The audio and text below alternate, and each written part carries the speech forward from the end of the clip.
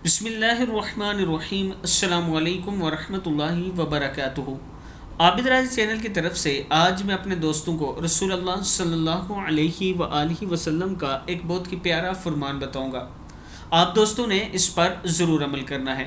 रसूलुल्लाह सल्लल्लाहु अलैहि वसल्लम ने इरशाद फरमाया, 5 चीज़ें हर मुसलमान पर अपने भाई के लिए वाजिब हैं। 5 चीज़ें 5 चीज़ें हर मुसलमान पर अपने भाई के लिए वाजिब हैं।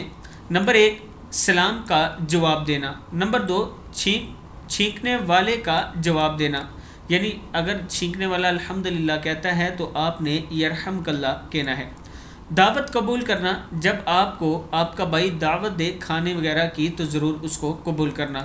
मरीज़ की अयादत करना और जनाजे के साथ जाना।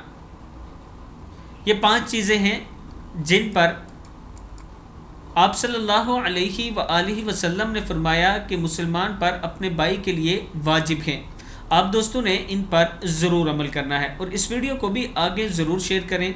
और इसके साथ जो दोस्त ऑनलाइन कुरान पाक पढ़ना चाहते हैं, ये मेरा व्हाट्सअप नंबर है, आप मुझसे रब्ता कर सकते हैं। अस्सलामु अलैकुम वरहमतुल्लाहि वबरकातुहू।